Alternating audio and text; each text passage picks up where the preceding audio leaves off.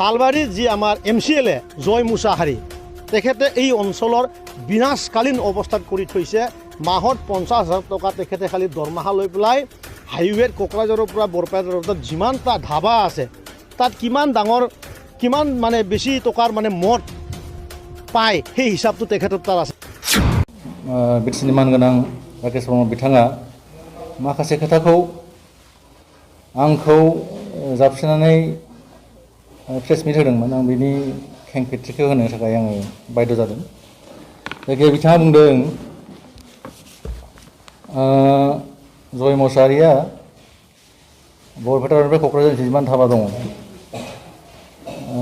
प्रत्येक धाबानि जौनि बेसेनखौ मिथिगौ नामा बिदि बुंदों होनदों। जाय हक बिथाङाबो दय आंनि प्रति बारा मोजाङै रोखा नङा। आंथ' भेजिटेरियानसो, हानायमानि आङो शुद्ध शाकाहारि खानाखौसो आङो साबजायो आरोखि। बेयाव जौ थौनि खोथा गैया।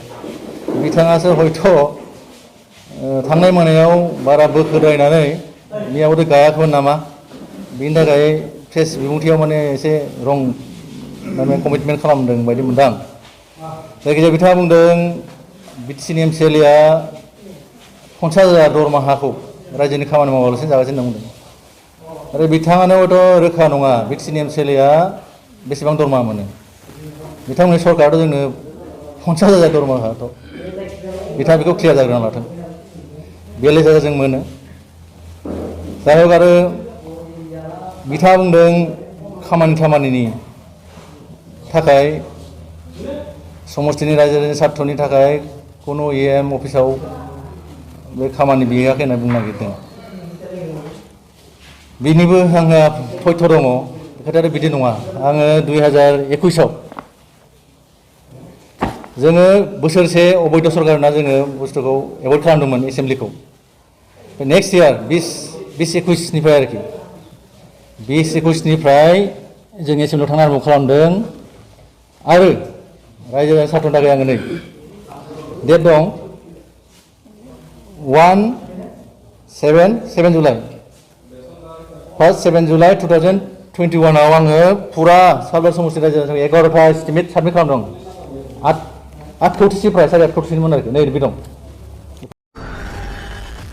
भिडिअ क्लिप्सआव नोंथांमोना नुनो मोनबाय UPPLनि मानगोनां टेलेन्ट E.M राकेश ब्रह्म बिथाङा BJPनि सासे सालबारि समस्तिनि MCLA जय मुसाहारि बिथांनि सायाव जा खोथा बुंदों बियो नंखाय, टटेलि फल्स।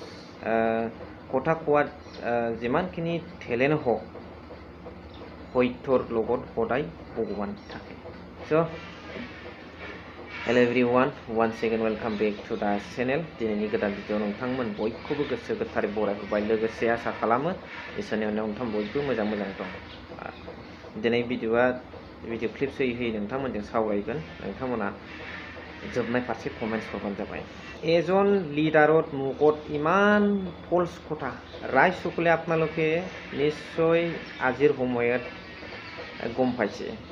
এজন লিডারত মুখত ইমান ফলস কথা এইটো ৰাজনীতিকত এটা হাতিয়াৰ হিচাপে ব্যৱহাৰ কৰি পেলাই আহি থকা সময়ত নিজৰ সমষ্টিত ৰাইজৰ লগত ফলস পলিটিক্স কৰি পেলাই সদায় এই চেয়াৰত EM চেয়াৰত বহি থকাৰ কাৰণে ৰাকেশ ব্ৰহ্ম ডাঙৰীয়া হৈ কথাটো MCLA জয় মুছাহাৰীৰ ওপৰত আনিছে। MCLA জয় মুছাহাৰী ডাঙৰীয়া टटेलि शाकाहारी। दारू मदद खोथाটো बाद दियक, जौनि खोथाखौथ' दोनबावदो। सैथोजों जेब्लाबो इसोरा थाफायो। जेसेबांखि नों फिथिं फिथा खोथा बुङा मानो, सैथोजों नों खोथा रायलायनायाव जेसेबांखि एक्सपार्ट जाया मानो, सैथोजोंसो इसोरा थाफायो। आरो এটা কথাটো मोस्ट इम्पर्टेन्ट কথাটো হ'ল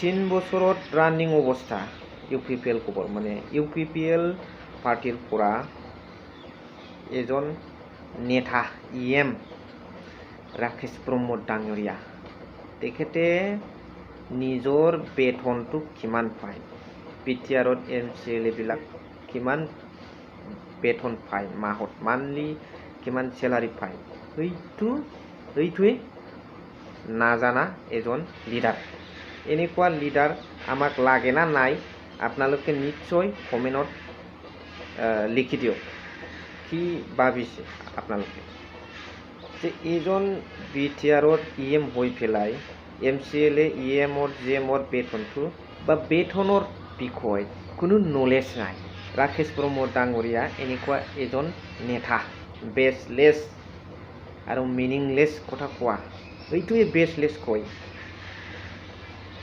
কনীন্দ্ৰ ডাঙৰীয়া ইউটিউবাৰ বিলাকত কৈছে ইউটিউবাৰ বিলাকে বেছলেছ এই ৰাকেশ ব্ৰহ্ম ডাঙৰীয়াহে বেছলেছ নিজৰ কথাৰ বেলেঞ্চ নাই আৰু ইয়াৰ পিছত মই ক'ব লগা কথাটো হ'ল যে আসাম ষ্টেটৰ পৰা আনা স্কিমক হওক বা চেন্ট্ৰেল গভৰ্ণমেণ্ট পৰা আনা স্কিমক হওক যিকোনো যিমানখিনি আমাৰ BTC অঞ্চলত অনুষ্ঠান এক্সাম্পল হিচাপে ইঞ্জিনিয়াৰিং কলেজ হওক ইউনিভাৰ্চিটি হওক চেন্ট্ৰেল গভৰ্ণমেণ্টৰ পৰা হওক ষ্টেট গভৰ্ণমেণ্টৰ পৰা হওক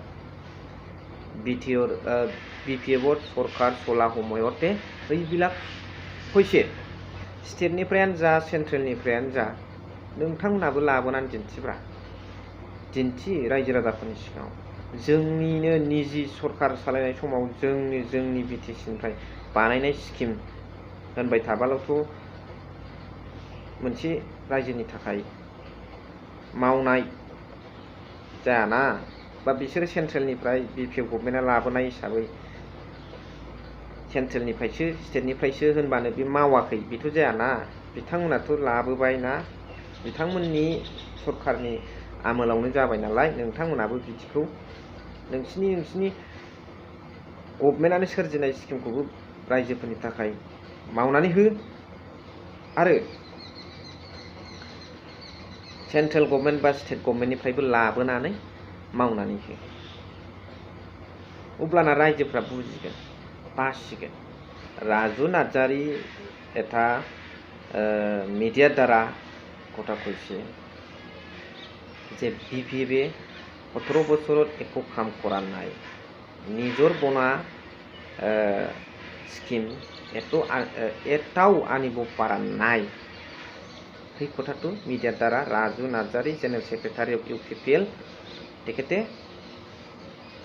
প্ৰকাশ কৰিছে ইয়াত এগেইনষ্টত former deputy chief of BTC Khampa Bargayary डाङरिया ইয়াত एगेइनस्टत কথা কোৱাটো আমি মিডিয়াত দেখিবলৈ পাইছোঁ এইটো ভিডিঅ' ক্লিপছত আপোনালোকে চাব পাৰিব जे BPFनि BTC सरकार समाव 17 बोसोर BTC को बिथाङा सालायदों मोनसेबो गावसिनि फ्लेगशिप स्किम मोनसेबो गावसिनि मिशन बिथांमोना खालामनो हायाखै ओंखायनो आं दाखालि बुंदोंमोन पाब्लिकलि जाय मानसिया BPFनि 17 बोसोर सरकार समनि मोनसे फ्लेगशिप स्किमनि बाथ्रा बुंनो हागोन बेनो 5000 रां आं होगोन होननानै दिनैबो बे चेलेन्जआ दङ बिथांमोना बुंदों CIT बानायदों CITआ सेन्ट्रेलि स्पन्सर्ड मोनसे स्किम बिथांमोना बुंदों बड'लेण्ड इउनिभार्सिटि बानायदों बड'लेण्ड इउनिभार्सिटिया स्टेट गभर्नमेन्टनि फान्डजों बानायनाय बेबायदिनो इन्जिनियारिं कलेजआ स्टेटनि फान्डजों बानायनाय गावनि स्किम नङा बेयो BPFनि दिननि BTC सरकारनि स्किम नङा BPFनि दिनाव हाग्रामा महिलारि बिथाङा बानायनाय बा BPF सरकारा बानायनाय मोनसे स्किमनि नाम नोंथांमोना बुंनो हो नोंथांमोनाबो 5000 रां मोनगोन नोंथांमोना मोनसेबो स्किम मावाखै होननानै बुंदों राजु कुमार UPPLनि बेथ' जुदि मोनसेबो स्किम मावाखैब्ला बेखौथ' जाम्बा होननाय जागोन BTC दादों जोङो इन्टारिम काउन्सिल दादों जों जनानै थायाखै मोनब्रै जिल्ला जों बानायदों ना बानायाखै जिल्ला दंमोन नामा जोंनाव उदालगुरि जिल्ला दंमोन नामा बाक्सा जिल्ला दंमोन नामा चिरां जिल्ला दंमोन नामा क'क्राझारल'सोमोन जोङो मोनब्रै जिल्ला दादों बे मोनब्रै जिल्लाखौ माबोरैहाय सासन खालामनो साब डिभिजन नांगौ ओंखायनो जोङो गसाइगाव साब डिभिजन पर्बजरा साब डिभिजन बिजनी साब डिभिजन ओरै सालबारि साब डिभिजन तामुलपुर साब डिभिजन ओरैहाय भेरगाव साब डिभिजन 10टा साब डिभिजन जों खालामदों जेरावहाय SDC अफिस गैया बाहाय SDC अफिस जेराव ब्लक अफिस गैया जों ब्लक अफिस जों खालामदों जे बिटिसि सालायनो थाखाय बिटिसिनि मोनसे पार्मानेन्ट सेक्रेटारियेट नांगोन ना नाङा जों बेखौ बानायदों हा जोंथ' दलर थायाखै डिस्ट्रिक्ट फैनाय लोगो लोगोनो डिसिनि अफिस एसपिनि अफिस आरो डिस्ट्रिक्ट अफिसारफोरनि अफिस लोगोसे डिस्ट्रिक्ट मा होनना बुङो बेखौ सेन्टार डिस्ट्रिक्ट सेन्टार माने अफिसफोरखौ लेथेर फेथेर खालायाब्लानो मोनसे न'नि सिङावनो जुदि खालामनो हायोब्ला पाब्लिकआ खेबसे थांगासेयावनो बुरजाथार अफिस गानो हायो नङाबा रिक्सा गाखो सानसे अफिस खालामनो नागिरब्लाबो गंनै गंथामल' अफिस खालायनो हायो दा बेफोरखौ जों खालामबोजोबदों बे मा जेबो मावैसो नामा बियो हा जोङो बे समावहाय जोङो इउनिभारसिटि बानायबाय जोङो ससाइटि बानायबाय बिसिनि फिसाफ्राबो बेहायनोथ' फरायगासिनो दङ जोङो इन्जिनियारिं कलेज बानायबाय जोंनाव गंसे कलेज दंमोन प्रभिन्सियेलाइज जोंनि दिनाव गंसे खालामखो बिथांमोनहा हिसाब खालामथों गंसे हाइ स्कुल दंमोन जों गंसे प्रभिन्सियेलाइज खालामखो गंसे एमइ स्कुल प्रभिन्सियेलाइज खालामखो गंसे एलपि स्कुल प्रभिन्सियेलाइज खालामखो बिथांमोनहा हिसाब खालामथों माब्रै जेबो मावाखै जाखो बिपिएफआलाय भिडिअखौ एसेखिनियाव दोनथ'बाय थेंक इउ भेरि माच फर वाचिं लाभ इउ अल